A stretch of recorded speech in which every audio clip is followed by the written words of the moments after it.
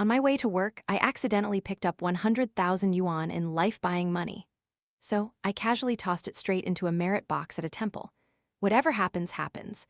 That evening, I sat in my house, sipping champagne, looking towards the temple, when a circle of Buddhist light suddenly flashed. The next morning, a small female ghost stood crying piteously at my door, accusing, "Do you have any idea how much damage a slap from the Buddha causes to a little female ghost?" My name is Cyrus, a miserable wage slave. Every day, I hover between wanting to die and wondering how to die. Until one day, as I was driving my old electric scooter home from work, a long-tongued female ghost flew out from the roadside and landed straight on the back seat of my scooter. She cackled, "Finally, I caught someone with such weak yang energy. With a scapegoat ghost, I can finally be reincarnated. Heh." She laughed so excitedly that saliva dripped out. She quickly wiped her mouth and stuffed her tongue back in, muttering, "Why did my tongue stick out again? Whatever, no one sees me anyway." Little did she know, I was born with yin-yang eyes. Having a female ghost on the back of my scooter didn't bother me much. Ghosts, spirits, I've seen plenty. It's nothing, who cares? I continued driving my beloved electric scooter as usual. The female ghost smugly let out a villainous cackle, then slowly reached out to cover my eyes. This was just a classic ghost trick to obscure vision. Suddenly, a blinding light shone into my eyes. A colossal truck was brazenly running a red light, hurtling towards me from the opposite direction. This reckless truck driver, running a red light and driving against traffic, if you don't get into an accident, who will? I felt a surge of excitement, twisted the throttle to its maximum, and charged straight towards the truck. "Truck, here I come." The female ghost on my scooter was utterly astonished but quickly realized I was seeking death and yelled, "Hey, don't you want to live? Swerve, quickly swerve." The ghost's piercing scream rang in my ears. I was about to collide, but I passed straight through the truck as if through a cold wisp of smoke.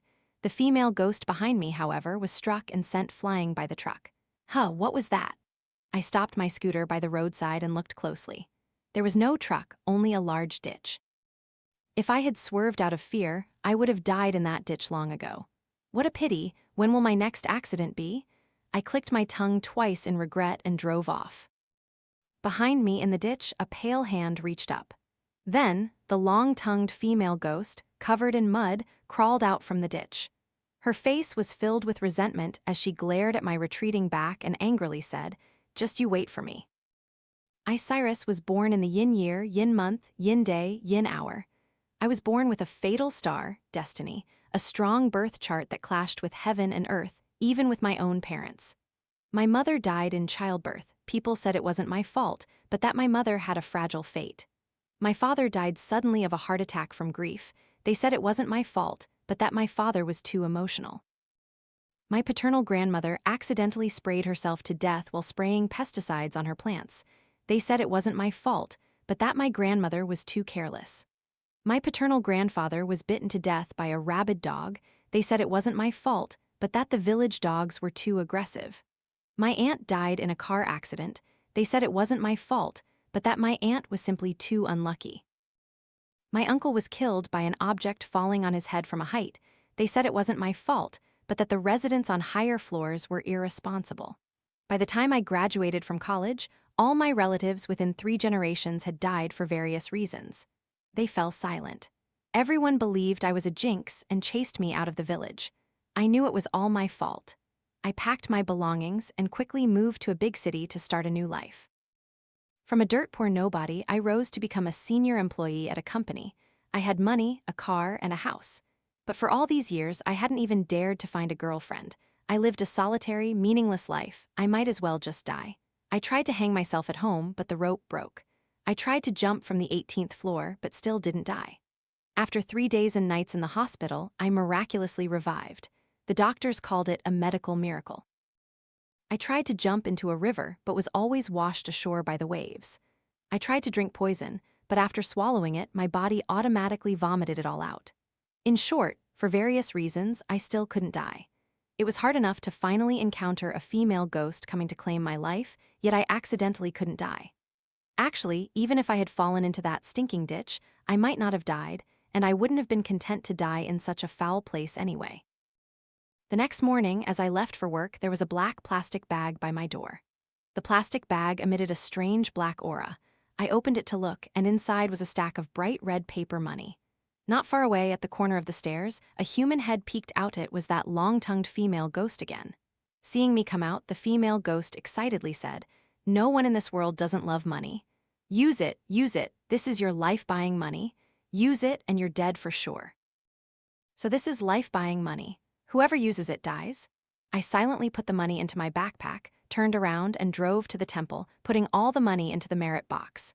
The old monk in the temple looked at me, smiling so wide he couldn't close his mouth, and insisted on carving my name onto the merit stele. I waved my hand, indicating that good deeds didn't need to be publicly acknowledged.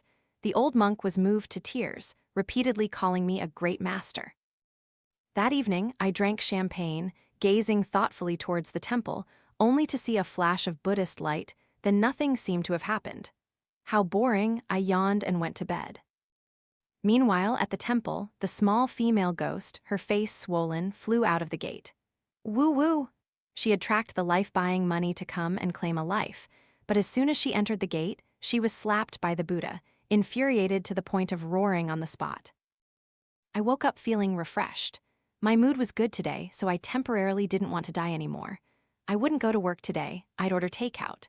As I opened the delivery app, I noticed a strange black aura surrounding it. I frowned. This bizarre black aura clearly wasn't a good sign. To prevent being bullied if I died and became a ghost, I immediately ordered dozens of offerings of incense, candles, and votive paper to be sent to the martyrs' cemetery. It's best to build good relationships with these powerful ghost brothers first for future reliance. I didn't even have the mood to order food for myself anymore, so I went downstairs to eat at a restaurant. A simple day for me. After eating, I felt sleepy, so I rushed home to sleep more. As I was momang dreamily, practicing Tai Chi with the Duke of Zhou, dream god, terrible screams of ghosts echoed from the martyrs' cemetery.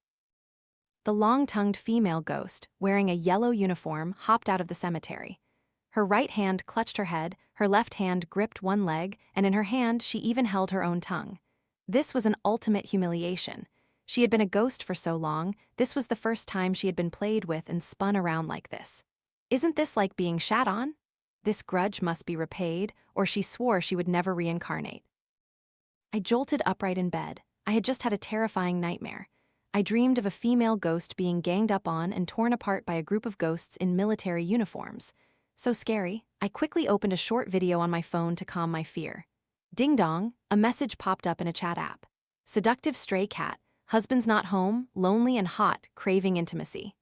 I swear I had no other thoughts, purely out of curiosity, I tapped into the chat area. I clicked on the other party's profile picture, a provocatively dressed girl in a maid costume, wearing cat ears. I frowned, deep in thought. Tisk, her photo must have been edited. Wait, when did I add this seductive stray cat, anyway? I tapped delete friend, but found I couldn't. Very quickly, the other party sent a 60-second voice message and a black aura hovered above it. Why are ghosts targeting me lately? If you cross me, consider yourself unlucky. I copied the audio recording and sent it to the official mailbox of the Yasukuni Shrine in Japan. Exiting the chat app, I continued scrolling through videos. Unexpectedly, this caused quite a stir in Japan, even making it to the trending searches a few days later. Top news. Shocking. Why is Yasukuni Shrine haunted in the middle of the night? Don't worry, many yin-yang masters have been invited to perform rituals to uncover the truth. Below, netizens commented furiously, they should have burned down that Yasukuni Shrine long ago. Is it strange to have ghosts? Don't they like worshipping ghosts? Doing so many shady things, they're just getting a taste of their own medicine, right? I expressionlessly put down my phone, continued brushing my teeth. After rinsing my mouth, I looked up and saw the mirror emitting the familiar black aura. Not again, seriously. A clear female voice echoed from inside the mirror. You dare to mess with me, you're dead for sure. This time, see where you'll run? Haha. A question mark slowly appeared in my mind. Isn't that familiar laugh the same as the long-tongued female ghost who was on the back of my scooter a few days ago? I wasn't panicked at all. I took out the full-length mirror from my bedroom, placed it opposite, and fixed it to the bathroom mirror. When I was little, I heard the elders in the village say that mirrors are yin objects and ghosts can pass through them. Now, by placing two mirrors facing each other, I was effectively creating an infinite tunnel. Sure enough, the female ghost's voice full of doubt came from within. That's strange, Sister Sada taught me this, but why can't I get out? 2 hours later, the female ghost on the other side of the mirror finally broke down. Azza, why can't I get out? I was too lazy to pay attention to her. I closed the bathroom door and went to eat. When I returned, there was no sound in the bathroom. I thought she had left, but unexpectedly, I was woken up by crying in the middle of the night. Annoyed, I got up and looked around. The crying came from outside the door.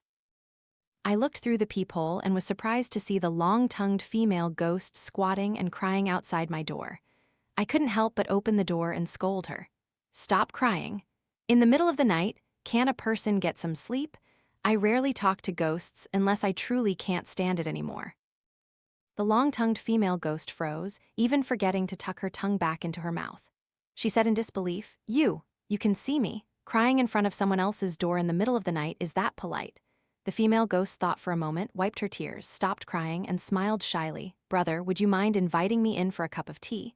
Then we can have a more in-depth discussion, perhaps. I replied with a cold face. Are you sick? Trying to trick me into inviting you in?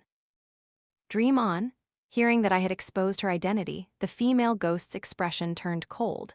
Fine, no more pretending, she said, looking at me fiercely. She took a few steps back, assumed a 100-meter sprint stance, and then suddenly lunged at me. Just as she was about to pounce and tear me to shreds, a golden light repelled her. The female ghost was violently slammed against the wall, taking a long time to recover her senses. The doors of every house have guardian spirits protecting them. Ghosts cannot enter casually unless invited by the homeowner. And ghosts cannot casually kill people in the mortal world unless through some intermediary object, such as life-buying money, takeout food, or mirrors.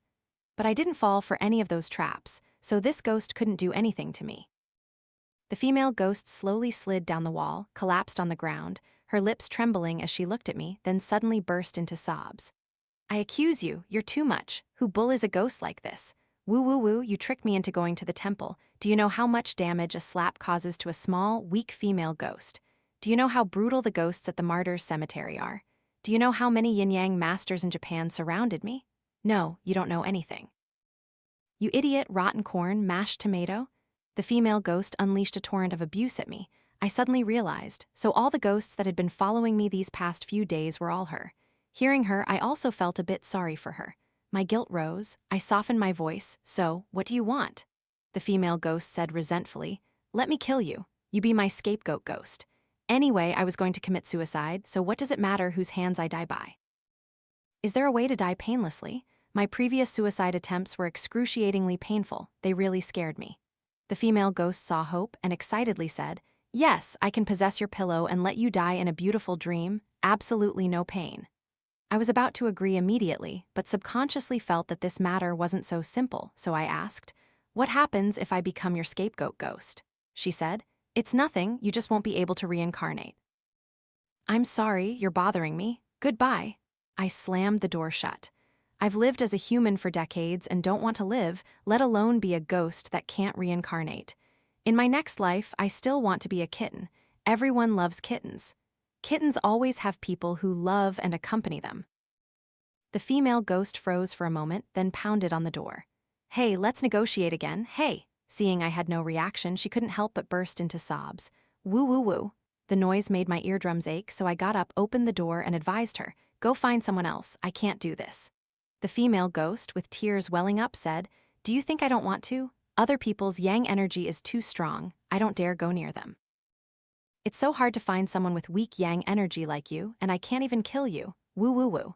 The female ghost became more and more aggrieved as she spoke, crying even louder. I don't have the face to be a ghost anymore. Stop crying. The female ghost pouted. I'll keep crying, crying until you die. Stop crying, do you still want to reincarnate? As soon as she heard the words, reincarnate, the female ghost immediately fell silent. What's your name? Luna Lam. I looked at the red marks on her neck and then at her long, protruding tongue, saying, You're a hanged ghost, aren't you? Why can't you reincarnate? Luna Lam honestly replied, Suicide ghosts forcibly end their lifespan so they can't even enter the gates of the underworld, unless they find a scapegoat ghost. I secretly felt lucky. So suicides can't enter the cycle of reincarnation. Good thing I didn't die, otherwise I wouldn't be a kitten in my next life. Why did you commit suicide? Luna Lam thought deeply. Her eyebrows furrowed into a frown and said, "I don't remember." A ghost's memories will gradually fade over time, eventually becoming lost souls, no longer having any spiritual intelligence, just aimlessly wandering all day. But Luna Lam still remembered her name, still knew how to cry, how to be angry, possessing all the human emotions and desires. She didn't look like she had died long ago. Well, never mind. I once heard the Madam Shaman in our village say she could help ghosts achieve salvation. I can go ask her if she can help you. Luna Lam was overjoyed, immediately grabbed my hand, and said in surprise, "Really? That's wonderful. Actually, I don't want to kill people, it's just that being a wild ghost isn't pleasant at all." The next day, I took leave and caught a bus back to my hometown. The villagers were terrified to see me return, everyone ran back to their homes and bolted their doors. The once lively village suddenly became deserted. Luna Lam, seeing this, curiously asked, "Why are they so afraid of you?" I shrugged. "I don't know, maybe it's because I'm too handsome." Luna Lam. Very quickly, I arrived at Madam Shaman's door. Before I could step in, an old voice stopped me. "Stop. Step over the brazier to dispel evil spirits first." I stood still. Madam Shaman carried a brazier of fire and placed it at the door. I stepped over it and walked in. Luna Lam, however, was blocked outside. "The brazier is used to dispel evil spirits. You can't enter." Madam Shaman said calmly, "A guest is precious, come in." The golden light at the door disappeared, and Luna Lam squeezed through the brazier and flew inside. Madam Shaman sat cross-legged before the altar and said, "Young man, you're here this time because of the little female ghost behind you, aren't you?" I nodded slightly and said, "Madam, do you have a way to help her achieve salvation? She can't reincarnate." Madam Shaman glanced at Luna Lam and said, "Let me check her birth chart first." Luna Lam recited her name and birth chart. Madam Shaman closed her eyes, calculated with her fingers, then opened them and said, "You did commit suicide, but I cannot help you achieve salvation." Luna Lam hastily asked, "Why?" Madam Shaman said, "Whoever ties the bell must untie it. You still have an unfulfilled wish in the mortal world, your soul is unwilling to leave." I wondered, usually people who commit suicide no longer have any attachments, right? They don't even want to live anymore, so how could they have lingering attachments? Madam Shaman replied, "I don't know about that." "Madam, there's another strange thing. This female ghost has forgotten many things. She only remembers her birth chart and name, and she even forgot how she died." Madam Shaman looked closely at Luna Lam, calculated with her fingers, and said, "She hasn't been a ghost for more than 3 months. There's no way she could forget so quickly. There's a hidden truth, isn't there? Let me go down and inquire a bit." Madam Shaman took 3 incense sticks, bowed to the benevolent Buddha statue behind her, muttering prayers. After lighting the incense, she picked up a guiding bell and began her ritual, shaking the bell and dancing as if possessed. Suddenly, Madam Shaman collapsed, her head falling forward, completely silent. "Is she dead?" Luna Lam asked in a panic. "No, her soul has just left her body to go down there," I explained. Madam Shaman is a spirit medium, capable of calculating destiny and well-versed in yin and yang. After 1 stick of incense, Madam Shaman finally woke up. She gasped for breath, sweating profusely. "How is it?" I hastily asked. Madam Shaman wiped her sweat and said, "Indeed, there's a hidden truth. I inquired with the little ghosts down there, and in the past 3 months, no one named Luna Lam has died in the Book of Life and Death. What does this mean? She didn't commit suicide, she was murdered. Furthermore, her killer possessed some cultivation, almost to the point where even I couldn't recognize it. They sealed her spiritual intelligence, making her unable to seek revenge on her enemy and unable to reincarnate." I was utterly astonished. This person is too vicious. If it weren't for my yin-yang eyes, Luna Lam would have died a completely unjust death. Madam Shaman looked at me, then at Luna Lam, seeming to hesitate. Luna Lam, understanding, said, "I'll go outside to use the restroom for a bit." Do ghosts even need to use the restroom? After Luna Lam flew out, Madam Shaman spoke to me. "Cyrus, I've calculated it. This is your destined tribulation. As long as you don't get involved in this matter, you can smoothly overcome this misfortune, and the latter half of your life will be prosperous and smooth." "Madam, then can I get married and have children?" Madam Shaman remained silent. "I bear the destiny of a fatal star and lonely planet, bringing misfortune to my parents above and my aunts, uncles, and cousins below. Forget about marriage, I can't even have a girlfriend. Anyone I love dies. My fate is destined to be solitary until old age. If I die in this tribulation, it would also be a liberation for me." "Cyrus," Madam Shaman tried to comfort me, but she didn't know what else to say. Being shunned by humanity is my fate, I understand. As soon as I opened the door, Luna Lam stumbled in from outside. Our eyes met, both of us confused. Luna Lam tried to cover her embarrassment. Ahaha, where's the restroom? I brushed the dust off myself, turned my back to her and said, let's go. Go where? Go back and find out the truth about your death.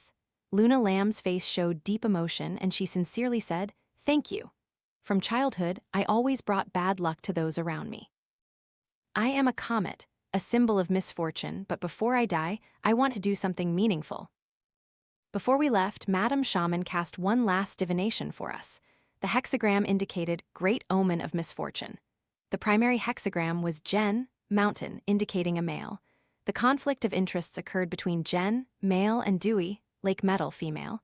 Dewey also corresponds to water and metal, suggesting the event occurred near water or involved liquid metal. The gate of life was empty, indicating no hope of survival. The secondary hexagram was Fu, return, corresponding to the 11th month after the beginning of winter. The upper trigram was Kun, earth, corresponding to the southwest direction, with images of support and internal organs. The lower trigram was Zhen, thunder, indicating a middle-aged man in a rage. The transformed hexagram was Shan Lei Yi, mouth overturning jaw, the final outcome, where both the primary and secondary elements clash. Hung, misfortune, could relate to work, and the direction from east to northeast, near plants, cement mountains. The empty middle of the hexagram indicated an enclosed space. The upper trigram Gen corresponds to the months, days, hours of Chen dragon, Su dog, Chu ox, Wei goat, Yin tiger. The lower trigram Zhen corresponds to Mao rabbit. The closest time was the 21st or 22nd. Work, a middle-aged man in a rage, also with water. According to my speculation, on the evening of the 21st, 3 months ago, Luna Lam had a conflict with her boss and was choked to death in the southwest direction. In the early morning of the 22nd, she was buried in an enclosed space in the northeast direction, surrounded by plants, a river, and cement. Luna Lam was incredibly astonished. After all, these things were beyond the comprehension of a ghost like her. She asked in surprise, just based on a birth chart, you can calculate so many things? Madame Shaman cared for me a lot since I was little, so I'm used to these things, I told Luna Lam. Of course, so don't casually tell your birth chart to others. Some evil practitioners will use people's birth charts to cast curses. Luna Lam, still in fear, nodded. I was very perplexed. Luna Lam, as a ghost, was already so foolish. She probably wasn't much smarter when she was alive. How could she have provoked such a hot-tempered boss? Killing someone for a simple disagreement. Never mind, once we find the body, everything will become clear. A dim moon and strong wind night, a night for murder. Ah, sorry, I'm getting sidetracked. I'm here to find the body. To avoid drawing attention, we deliberately chose to search for the body at night. Following the direction calculated by Madame Shaman, I quickly found Luna Lam's body, unexpectedly right next to the small ditch where I first met her. Next to the ditch was an abandoned underground sewer. As soon as I opened the manhole cover, I almost fainted from the stench. Luna Lam looked surprised. It really was accurate. I suppressed the smell of the decaying corpse, pulled the body out, and said, "Don't underestimate our country's I Ching, you fool."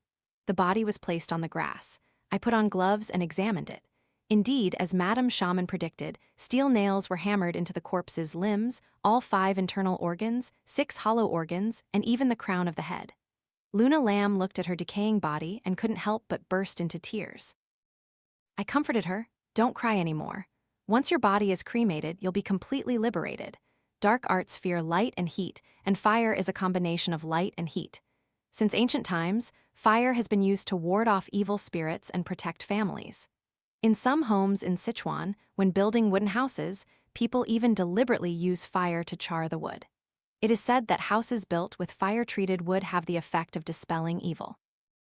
If you encounter dark magic that cannot be broken, a single fire will solve everything. Luna Lam nodded, then suddenly said, "In my next life, I also want to be a kitten." I thought her idea was brilliant. I immediately called the police. The police were very efficient and quickly found Luna Lam's parents. They were a middle-aged couple with graying hair. The coroner gently unveiled the white cloth, and the decomposing body was fully exposed. Luna's mother took one look and couldn't help but burst into tears. She turned and buried herself in Luna's father's arms, sobbing. Losing a child in middle age, how unfortunate. Luna Lam desperately wanted to hug them but only embraced empty air, becoming flustered. We already knew this would be the outcome. We told her not to get involved in those things, but she wouldn't listen, Luna's father said with reddened eyes and anguish. The police officer realized there was a hidden meaning in Luna's father's words and immediately asked, "Who do you suspect harmed her?" Luna's father said sadly, "Luna has always been the pride of our family. She was a very righteous journalist." Once, she received an anonymous email accusing the Golden Royal Bar of numerous criminal cases. Those beasts forced women into flesh trade, and there was also violence, injury, murder, and illegal drug trafficking. We all privately advised Luna not to get involved in these matters. Stirring the hornet's nest would not only involve several big stars in the entertainment industry, but could also expose some powerful figures. Those influential people were not someone we could provoke. But she wouldn't listen. She insisted on stepping forward to rescue those girls who had been working at the Golden Royal Bar for 2 years. That night, there was no moon, and I cut my hand while chopping vegetables. I knew immediately that something had happened to Luna, but I still held a glimmer of hope that Luna was all right. Luna's father choked up for a moment, then continued, "Luna must have discovered crucial evidence, which is why those beasts killed her." I never imagined Luna Lam was so brave, daring to venture alone into a tiger's den. I secretly gave Luna Lam a thumbs up, only to find her already crying, beating her chest and stomping her feet uncontrollably in a corner. The police officer looked at the body with regret and said, "Actually, we've suspected the Golden Royal Bar for a long time, but we never had any evidence. This time, Ms. Lam might become our breakthrough." Luna's father was very grateful, thanking the police comrade. Luna's mother, after stabilizing her emotions, said to me, "Young man, thank you. Without you, we wouldn't know when we would have found our Luna." I thought of the purpose of this trip and said, "Madam, actually, Ms. Lam informed me in a dream that's why I found her. She said her body was nailed with steel spikes and she couldn't reincarnate, only cremation could free her." The forensic doctor was startled and said, "Ms. Lam's body was indeed nailed with steel spikes." This type of nail also has a specific meaning. Some people, after killing someone, fear revenge from vengeful ghosts and will invite a Taoist priest to use steel nails to seal the soul. Forensic doctors, working with corpses year-round, are quite superstitious in these matters. Luna's mother said in a panic, Then, please quickly take Luna for cremation." After the forensic doctor completed the autopsy, the body was cremated. The red mark on Luna Lam's neck disappeared, her tongue returned to normal, and the white clothes, originally stained with blood, became clean. "You are free now," I told her. Luna Lam had also recovered her memories by then and said, "I still cannot leave. Those girls are still waiting for me." I said, "I'll go with you. HMPH, the world abuses me 1,000 times. I treat the world like my first love. Before I die, doing a little more meaningful work isn't a bad idea." I just didn't expect that before I even sought them out, they would come to my door first. "Cyrus, why are you spacing out?" A girl with exquisite features, wearing a phoenix coronet and a bridal gown, called my name. I snapped back to reality. It was pitch black outside, even the moon was gone. Under the flickering oil lamps, I looked around. It looked very much like the main hall of an ancient Chinese house with red silk everywhere, and I was wearing a red groom's ceremonial robe, standing on a stage. My heart was full of confusion, then suddenly became clear. I remembered I was about to get married. I looked at the bride. She was beautiful, her face radiating happiness. Could I really ask the bride who she was on such a joyous day? Not even remembering my wife's name? Wouldn't that make me a genuine scumbag? I acted as if nothing was wrong. The officiant joyfully shouted, "First bow to heaven and earth." The bride and I each held one end of a red silk ribbon, turned, and bowed to heaven and earth. As I stood up, I noticed that the stage was filled with guests. The faces of these guests were all covered by a layer of black mist. "Second bow to the ancestors." I turned, and as I bowed, I secretly looked up at the ancestors. Their faces were also covered by a thick black mist. "Husband and wife bow?" I looked at the bride's face again. Only her face was perfectly clear to me. Her bridal makeup was exquisite and gorgeous, yet it exuded a strange aura. I hesitated, not moving.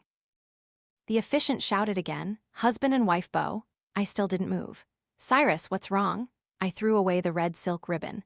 With a thought, I indeed summoned a sword made of gold coins. This is truly my dreamscape. I am really dreaming. If a person's will is strong enough, they can control their dreams.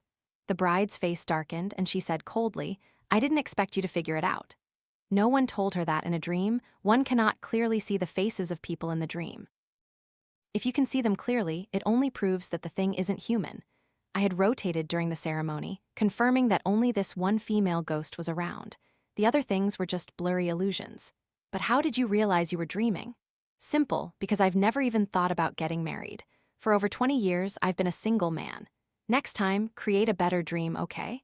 Like dancing on a rooftop, perhaps I'd jump off myself without all this hassle. The female ghost snorted coldly. So what if you figured it out? You're going to die anyway. The bride's eye sockets turned black, her face pale, her whole body engulfed in surging black aura. Oh no, I've encountered a tough opponent. This is a red-clad vengeful ghost. The female ghost lunged at me. I wielded the gold coin sword and fought her for 300 rounds. The vengeful ghost's resentment was too strong. Even though I was a chosen person of great yin, I was at a disadvantage. Of the 36 stratagems, running away is the best. I threw the gold coin sword at the red-clad vengeful ghost. While she dodged, I rammed my head into a pillar. Sweating profusely, I sprang up from my bed. What's wrong? Luna Lam asked. I recounted everything that happened in my dream to her. Luna Lam's body has been dug up by me. The people at the Golden Royal Bar can no longer sit still. They've sent an evil sorcerer to control a vengeful ghost to take my life. So what do we do now? Luna Lam asked worriedly. My face turned cold as I said, if that's the case, don't blame me for playing my final trump card. I returned to the village. The village chief cried when he saw me come back. Why are you back again? Last time you came back, 2 of the village dogs died. I said apologetically, I'm sorry, chief, this time I really have an urgent matter. I promise I'll leave as soon as I'm done. Then hurry up, the chief said, and then ran off. Luna Lam said it was the first time she had seen such an old person run like the wind. I went to Madame Shaman, told her everything, and begged for her help. Madame Shaman's face was solemn as she said, that sorcerer knows head-descending magic goo, he's very difficult to deal with. What is head-descending magic? I asked. Head-descending magic is a type of witchcraft, but it's further divided into yin-yang goo, medicinal goo, and 5 poison goo. What you encountered a few days ago was blood goo. This type of magic uses one's own essence blood as a medium to control vengeful spirits for one's own bidding. This goo magic is extremely dangerous. It seems your opponent is a skilled wizard. These powerful wizards are formless in coming and shadowless in going. They can kill people from 1,000 miles away. Is there no way to break it? Madame Shaman looked at me with an incredibly complex gaze and said, it's not that there isn't. Your destiny is very special. His head-descending magic might not work on you. Moreover, if he makes a mistake in the operation, the sorcerer himself will suffer a backlash. If that's the case, you must definitely fight him. Madame Shaman carefully observed my facial features. After a long while, she said sadly, Cyrus, your glabella is dark. When the glabella discolors, the day of tribulation is near. I had completely come to terms with it. Madam, it's all my fate. Madame Shaman sighed and said, all right, if it's fate, how can it be stopped? Madame Shaman walked to the benevolent Buddha statue, lit 3 incense sticks, bowed repeatedly, and muttered prayers. Most spirit mediums often deal with the underworld, so they worship righteous deities to protect themselves. Maitreya Buddha is known for his gentle nature, easy to talk to and understanding. And the deity Madame Shaman worshipped was Maitreya Buddha. After bowing, Madame Shaman climbed onto a chair and took down the Buddha statue. I originally thought she would have Maitreya Buddha protect me, but unexpectedly, behind Maitreya Buddha was another statue. That Buddha statue had 1,000 arms, each holding a different weapon, and its eyes were wide with anger, making people tremble just by looking at it. Luna Lam was so scared she hid behind me. This is the renowned god of slaughter, the 1,000-armed Vajrabuddha. The 1,000-armed Vajrabuddha is born from wrathful thoughts, with a fiery temper and expertise in combat. Spirit mediums usually don't worship such a fierce deity at home. There's only one explanation. Madame Shaman had long calculated that I would come. This statue was originally worshipped for me. Madame Shaman placed the Buddha statue in a sandalwood wooden box inscribed with scriptures and told me, Cyrus, you can suppress it. I thanked Madame Shaman. She saw me off, watching until my silhouette disappeared. Is this your ultimate move? Luna Lam asked, bewildered. Of course not. My ultimate move hasn't even been unleashed yet. I went to the police station to change my name again. The name Chiu, Cyrus, was given to me by Madame Shaman. The character, Chiu, means the sun and moon shining brightly over the vast earth. Historically, those who could use this name were people of extremely good and noble destiny. For example, the first empress in the Tang dynasty changed her birth chart from Jian Lu to Shishen before daring to use Chiu as her name. If a person with an ordinary destiny used Chiu as their name, they could accidentally cause yin and yang imbalance, heaven and earth to invert and bring about destruction. But I am different. I bear the destiny of a fatal star and lonely planet. Madame Shaman gave me this name to suppress my killing aura. Now I'm not pretending anymore. I'm laying my cards on the table. I changed my name to Cyrus Void, Hin-Hu, meaning as void as possible. After changing my name, I sat in front of the Golden Royal Bar. The effect was immediate. In less than 2 minutes, the signboard of the Golden Royal Bar fell down. The entrance of the bar was smashed by 2 luxury cars colliding into it. A garbage truck passing by the door just happened to overturn, spilling all its contents in front of the bar. The bar owner was a stubborn man. He fixed everything in just 1 afternoon, and by evening, the business was back to normal. I walked in, ordered an ice-fire tea, and sat inside, observing my surroundings. Damn it, below this bar, young men and women were dancing wildly, while above, ghost souls lingered everywhere. No wonder I noticed a thick black aura above this bar from the very beginning. These ghost souls were not ordinary wandering spirits but seemed like captive imps. In head-descending magic, there's a type of witchcraft called ghost-rearing art. It seems this is it. It makes sense. Luna Lam was discovered. These imps were all the sorcerer's eyes and ears. Suddenly, the crystal chandelier above the bar crashed down, smashing onto the floor, scattering shards everywhere. Men and women on the dance floor screamed and ran away in all directions. At this moment, the electrical wires short-circuited, sparks flying everywhere. Security guards evacuated the crowd, while I sat quietly in a dark corner, so no one noticed me except for the ghost souls patrolling above. The red-clad vengeful ghost slowly flew towards me, her long, red fingernails pressing against my throat. She smiled sinisterly. "I didn't expect you to be so bold, daring to come all the way here." I wasn't scared at all. I opened the sandalwood wooden box Madame Shaman had given me. A golden light flashed, and the red-clad vengeful ghost quickly retreated a few steps. I closed my eyes, performed a spell, and chanted, bowing to the fragrant aura, deep and profound, pervading heaven and earth. "Forever open the heavenly gate." From the heavenly gate, I respectfully invite the thousand-armed Vajrabuddha to protect me and save all beings. Descend quickly like a divine army, as per the law. Golden light flared brightly. The statue in the box moved a few times, then suddenly flew out. It grew larger and larger, until the golden light enveloped the entire Golden Royal Bar. All the imps trembled and fled in all directions. The thousand-armed Vajrabuddha, with 1,000 arms and 1,000 weapons, eliminated all the imps with a few swings. The red-clad vengeful ghost saw the situation was dire, turned to run, but was caught by the thousand-armed Vajrabuddha. "Buddha, spare me! Buddha, spare me!" The red-clad vengeful ghost pleaded miserably.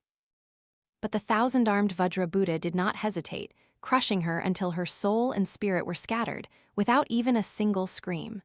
After killing all the ghosts, the thousand-armed Vajrabuddha disappeared. I placed the statue back into the sandalwood wooden box. At this moment, the electricity was repaired and the bar lit up again. A man in a black robe rushed down from the VIP room on the 2nd floor.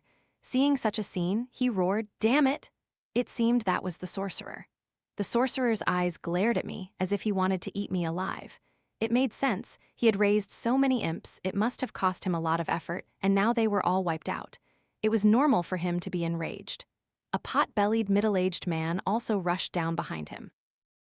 He seemed to be the owner of the Golden Royal Bar, and also the murderer of Luna Lam. Old Boss Kim, with his mortal eyes, didn't notice the disappearance of the imps. He only saw chandelier shards all over the floor, muttering, "Why am I so unlucky? Just fixed the door this afternoon, and tonight the light breaks and the power goes out. What if the VIP guests upstairs get angry?" Sure enough, several well-dressed, important figures, their faces full of dissatisfaction, came down from upstairs. No one gave Old Boss Kim a good look. Yet Old Boss Kim could only bow and scrape, seeing these big shots to their cars, saying as he went, "Gentlemen, I am truly sorry. Later, I'll send some pretty virgins to your rooms. You can do whatever you like, I guarantee your satisfaction. Only then did these important figures become happy again, saying to Old Boss Kim, Old Boss Kim, you must do a good job with safety, otherwise we won't dare to come play next time. Old Boss Kim forced a laugh. Absolutely, absolutely. After seeing off the big shots, the sorcerer whispered a few words into Old Boss Kim's ear. Old Boss Kim's expression turned ugly, and he looked at me with fierce eyes. I didn't back down, meeting his gaze, even raising an eyebrow. He walked towards me, sneering, Damn you, looking for death, aren't you? I chuckled. Your grandpa came here specifically to find death. Old Boss Kim looked at me like I was an idiot, slowly took off his tie, snapped it twice, and threatened, Truly, the cub doesn't fear the tiger, doesn't know the immensity of heaven and earth. Kid, you want to choke your grandpa. Old Boss Kim's face darkened. The next second, he used his tie to choke me, saying fiercely, Damn you, you little bastard, you dare provoke me, I'll kill you. I couldn't breathe, instinctively struggled, but still smiled at Old Boss Kim. Whatever you say, I am a fatal star and lonely planet. My specialty is having a tough life. Rip! Old Boss Kim's tie broke in half. I coughed twice, then chuckled. Kid, got any other moves? Show your grandpa. Old Boss Kim was so enraged his chest heaved. He grabbed a stool next to him and slammed it into me. Bang! The stool shattered. Still not satisfied, Old Boss Kim kicked me repeatedly with all his might, accidentally slipped, and kicked straight into the bar counter next to him. Using too much force, his leg bone instantly broke. Old Boss Kim cried out in pain, clutching his leg. I only had a few scratches. I stood up, brushed the dust off myself, and arrogantly said, Is this all you've got to show your grandpa? You damn little bastard, just you wait. Old Boss Kim hopped on one leg, grabbed a fruit knife from the bar counter, and charged straight at me. Little bastard, die? Old Boss Kim let out a blood-curdling scream. Old Boss Kim had stepped on a broken chair leg, falling flat on the ground, and the fruit knife was plunged straight into his left shoulder. I walked over to him, squatted down, and asked, Kid, can you still get up? Old Boss Kim looked up, 2 streams of blood running from his nose and 2 front teeth missing. Damn you, why are you talking so annoyingly? I said in disgust. Your grandpa here just had his seal lifted today. If you behave and go to the police station, it might even be better for you. Tooey. Old Boss Kim spat a mouthful of blood at my face. You damn little bastard, you. Before Old Boss Kim could finish speaking, a small light bulb on the ceiling suddenly fell, hitting him right on the head. Old Boss Kim passed out cold. What doesn't kill me only makes me stronger. I looked at the sorcerer again, only to see him evaluating me with a serious expression, then sneering, You've got some skills. I originally intended to see how this sorcerer would deal with me, but he directly ignored me, using all his strength to help Old Boss Kim up. As he reached the door, he suddenly said to me, You'd better be careful. He looked disgusted. Am I the kind of person who sits around waiting to die?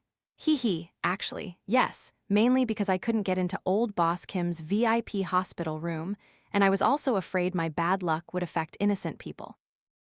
I might as well just wait at home for them to come to my door. At home, I was telling Luna Lam about my heroic feats, punching the red-clad vengeful ghost, kicking Old Boss Kim. Luna Lam was very cooperative, occasionally exclaiming in surprise. Ouch! I cried out in pain. A large spider, appearing from nowhere, suddenly bit me. The spider was black and yellow all over, with 8 eyes on its head. Isn't this a poisonous wolf spider?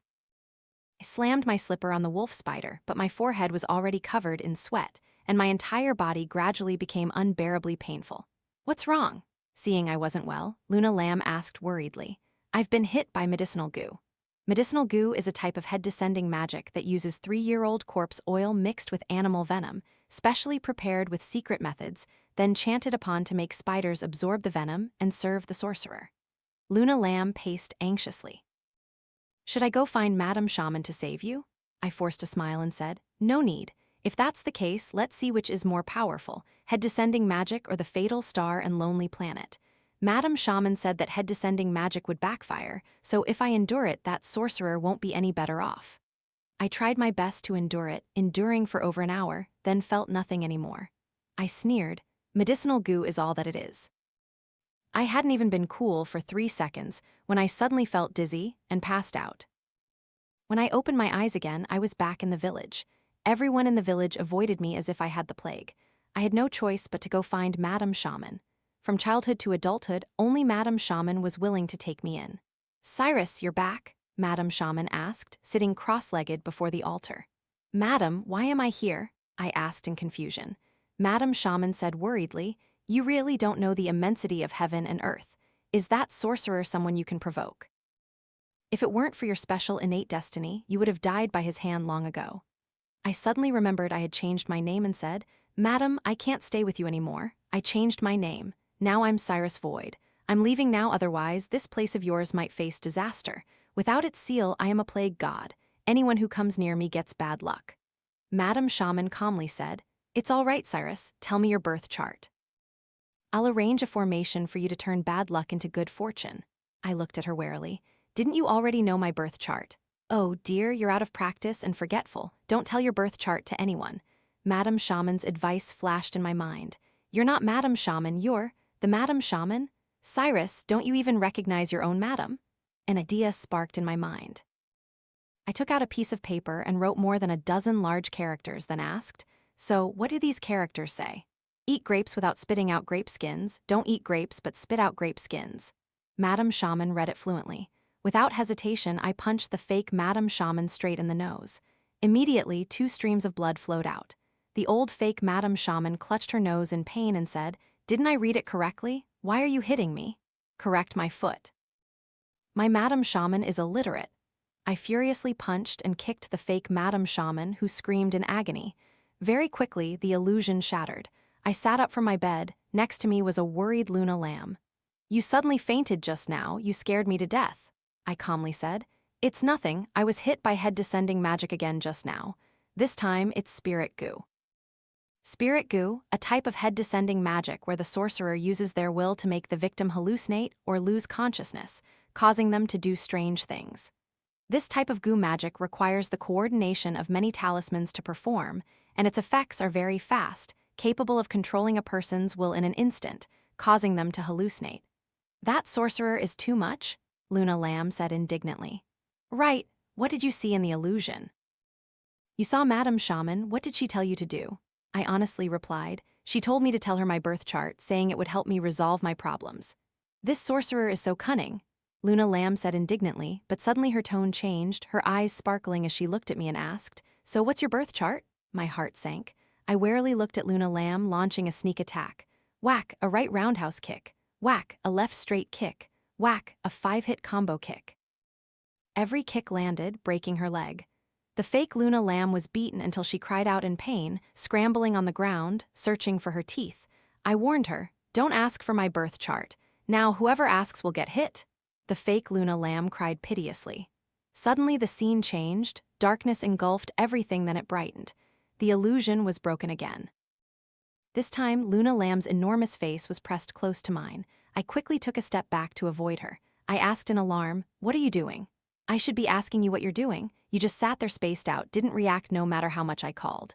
Having been tricked twice, my heart was still full of fear, so I asked, You're real, right? Real what? I prefer fried and stir-fried food anyway.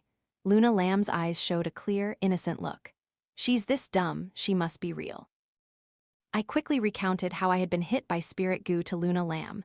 Luna Lam suddenly understood, saying in surprise, So many things happened just now, what does he want to know your birth chart for? Have you ever heard of cat goo and blood goo? Luna Lam shook her head. I sighed, showing sympathy. After all, she was just a silly female ghost. Then I explained to her. Cat goo involves finding a photo of the person one wishes to curse. On the back of the photo, one writes the person's birth chart with chicken blood, then nails it onto an inverted pentagram formation. Then, a jet black cat with green eyes is found, its eyes made to stare at the person in the photo. After that, the cat is strangled to death, and its blood is allowed to cover the entire photo. The person afflicted with cat goo will die within 10 days, a rather gruesome death, their flesh as if slashed repeatedly by sharp objects, dying from massive blood loss, somewhat like death by 1,000 cuts, but the flesh remains attached to the body. Blood goo involves cutting a human figure from grave paper, soaking it in gecko blood, then drying it. Afterward, centipedes, scorpions, toads, and geckos are dried and ground into powder, mixed with corpse fluid, and one's own blood is added. The target's name and birth chart are written on the paper figure. At midnight, in a dark and quiet secret room, 81 unused candles are lit and arranged in a circle, with the practitioner standing in the middle. A cobra's fangs are used to pierce the paper figure. After 81 punctures, the paper figure is burned, remembering to face the direction of the target during burning. The person afflicted with this magic will bleed to death within 6 hours. Both types of head-descending magic are incredibly vicious and require the use of a birth chart. Luna Lam looked at me with an expression of worship and said, "How do you know so much?" I calmly took out the book, 100 Questions About Head-Descending Magic, that Madam Shaman had given me, and said, "Read more books." "So now he can't get your birth chart. What kind of head-descending magic will he use?" Before I could answer Luna Lam, a asterisk thwack echoed from the living room. I quickly ran out to see. The window was shattered and a flying head of the sorcerer was hovering in the living room. Luna Lam screamed in fear, "Oh no, a ghost? What's there to be scared of? Aren't you a ghost too?" I glared at Luna Lam, my expression turning serious. "It's here, flying head goo." Flying head goo is the most mysterious, unpredictable, and terrifying type of head-descending magic. So-called flying head goo is where the sorcerer uses spells to cast magic upon themselves, allowing their head to detach from their body and fly away to increase their power. To practice flying head goo, one must practice at least 7 times to succeed, each time for 49 days. During the practice period, one must suck blood every night. If one day blood is not consumed, all previous efforts are wasted, and there is no chance to practice again. So, during his more than 300 days of practice, his head flew out every night. He would suck human blood if he encountered humans, dog blood if he encountered dogs. No poultry or animals could escape. It was incredibly terrifying and hard to guard against. This sorcerer's cultivation was extremely deep. He suffered 2 backlashes yet could still continue to perform flying head goo. No wonder so many police officers couldn't do anything to the Golden Royal Bar. The sorcerer's flying head said angrily, "You stinking brat, you killed so many of my ghost servants. This time you'll die for me." The head, full of sharp teeth, lunged at me. I directly launched a flying kick, sending him crashing into the ceiling. At the same time, I opened the sandalwood wooden box Madam Shaman had given me, bowed to the thousand-armed Vajrabuddha, and chanted, "Heavenly net god, earthly net god, humans escape calamity, calamity departs the body, all disasters turn to dust, fire approaches, but does not burn, water approaches, but does not drown. If someone chants the Vajra mantra, all beings shall attain Buddhahood. This disciple sincerely invites the thousand-armed Vajra to descend immediately, as per the law." My whole body glowed with golden light, and I immediately felt full of power. The ritual of inviting the deity to possess my body was complete. The flying head continued to lunge at me, biting my neck, but my neck was hard as iron, immediately breaking 2 of the flying head's sharp teeth. "Azza, I'll kill you." I struck a cool pose, confidently saying, "Come on." The flying head bit my neck, then my arm, then my thigh, then it tried to bite my little brother. I didn't lose a single piece of flesh, but he had barely any teeth left. The flying head said angrily, "What kind of magic is this?" I proudly said, "Mautian divine invocation, unexpected, right? Madam Shaman is both a spirit medium and a descendant of the Mautian sect. I've been here for so many years, this time I've met my match. Consider me unlucky." The flying head wanted to escape. I grabbed it and said, "Where are you going in such a hurry? I haven't even started yet." Only then did the flying head ask in fright, "What do you want to do? I warn you not to mess around, otherwise the person behind me won't let you off." I smirked, like a crooked-mouthed dragon king, and stuffed the flying head into a large jar. The flying head immediately let out terrible screams.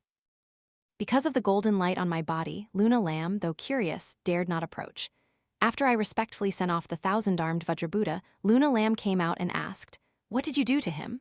"It's nothing, just that what's in the jar happens to counter his flying head goo." What was in the jar was powder I had carefully prepared. First, I put the 5 poison centipedes, poisonous snakes, scorpions, toads, and geckos into a jar, then buried it at a crossroads.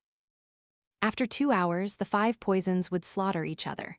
2 hours later, I would take it out, grind it into powder, and mix it with corpse oil and essence blood. The flying head, as soon as it touched it, was neutralized. Luna Lam said, "No, where did you get corpse oil?" I gave an embarrassed laugh. "I used a piece of rotten flesh from your body to refine it." The flying head struggled violently in the jar, then suddenly broke free and escaped through the window, but even if he escaped, he would surely die. The more powerful the head-descending magic, the stronger the backlash. The sorcerer suffered 3 backlashes in one night. No matter how resilient he would perish. Indeed, as expected, a few days later, news of the sorcerer's death spread. His death was extremely tragic. His head was separated from his neck, and the entire head was so decomposed it was unrecognizable. At this time, the police also retrieved Luna Lam's phone from the lake. The phone was severely damaged, and data could not be recovered. But what surprised the technicians was that the data on Luna Lam's phone and the data in the cloud were synchronized. All that was needed was the cloud password. However, Luna Lam had set a 100-digit cloud password, making decryption very difficult. What a coincidence! Luna Lam's ghost was right next to me, so I directly asked her what the password was. Luna Lam recited a string of English letters, Nai Aiu Ai Nai, Meek Shuan Mimi. I was dumbfounded and asked her, "How can you remember such a difficult password?" She giggled. "You have to be a bit flexible. You can remember it if you sing it." Then she began to sing loudly. "You love me, I love you, Miss Xuan Bing Chen, how sweet." In summary, Luna Lam's phone indeed contained important evidence. All the girls at the Golden Royal Bar were rescued. Old boss Kim and the important figures, none of them escaped. All were sent to prison. The original masterminds, when facing the media, shed tears on the spot, regretting their actions too late. Ah, if only they had known, why bother doing such things? As for me, just when I thought everything had settled down, I suddenly vomited a mouthful of black blood and fell to the ground. I was admitted to the ICU. When doctors discovered such potent toxins in my body, their jaws dropped in astonishment. Logically speaking, even an elephant, if poisoned with these toxins, would immediately die. Yet, I lingered for several days. The toxins had already permeated my 5 internal organs and 6 hollow organs. There was no cure. Thinking about how I had done so many earth-shattering things before I died, I smiled. Dying is worth it. On the operating table, I smiled and closed my eyes. Epilogue **. Luna Lam's death caused a societal uproar. Luna Lam's parents also received a lot of attention, hailed by the media as heroic parents. But Luna's parents were not happy at all. Compared to so-called honor, they much preferred their daughter to always be by their side. In the first year after Luna Lam passed away, the Lam family had a strange visitor. It was an old woman dressed simply. The old woman gave Luna Lam's parents 2 kittens. With the companionship of the kittens, Luna Lam's parents found some solace, feeling as if their daughter was still by their side. It's just that these 2 kittens meowed incessantly every day. Calico cat, meow meow meow. Translation, Luna Lam, that's my pate. Orange tabby cat, meow meow meow. Translation, I'm eating it, hit me you idiot. Calico cat, meow meow. Translation, I've never been so satisfied with such a cheap B***tch in my life. The 2 kittens jumped back and forth on the scratching post.